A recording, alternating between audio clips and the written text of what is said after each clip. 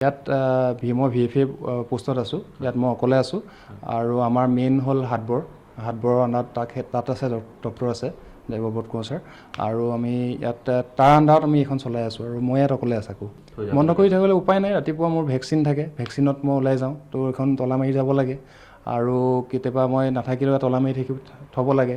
এই গেট 4 নাই, গেট 4 থাকিলে ধৰি লওক কিবা অফিচটোকে খোলা হওক বা অলপ ঝাৰু দিয়া কিবা দিয়া, সেইখিনি গোটেই কামখিনি মই চাফ চিকুণৰ পৰা আৰম্ভ কৰি গোটেই সমস্ত দায়িত্বখিনি মই কৰিবলগীয়া হয় অকলে যিহেতু। আৰু এতিয়া বানপানী আহি আছে, বানপানীৰ ক্ষেত্ৰত ধৰি লওক আমাৰ এটা কাজিৰঙা অঞ্চলত বৃহত্তৰ ক্ষতি সাধন হয়।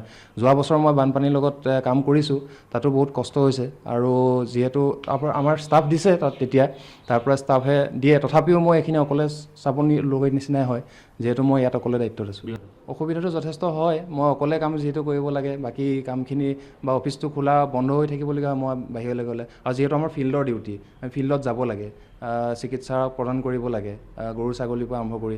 আৰু এইটো বৃহত্তৰ অঞ্চলত বিভিন্ন জনজাতি আছে, বিভিন্ন জনগোষ্ঠী আছে, সকলোৰে ঘৰত পশুধনৰ আছেই, আমি তেওঁলোকক চিকিৎসা প্ৰদান কৰিব যাবই লাগে, আৰু বিভিন্ন বেমাৰ হয় ইয়াতে।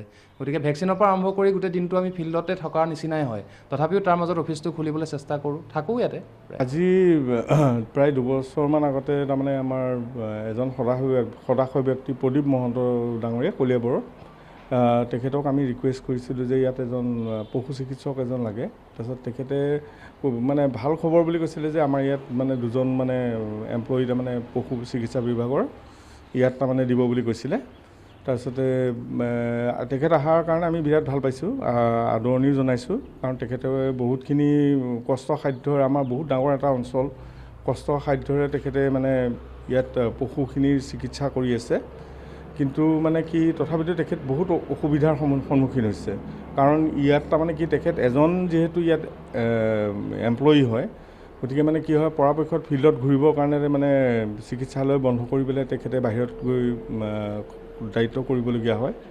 গতিকে আমি ৰাইজৰ ফালৰ পৰা আমি এটা অনুৰোধ জনাইছোঁ যে অতি শীঘ্ৰে ইয়াত আৰু এজন এমপ্লয়ী তাৰমানে ইয়াত নিযুক্ত কৰি অন্ততঃ হস্পিটেলখনো খোলা থাকিব বা এজন বাহিৰত ফিল্ডতো ঘূৰিব পাৰে, তেনেকুৱা ধৰণৰ সহায় সুবিধা কৰি দিলে ভাল পাওঁ।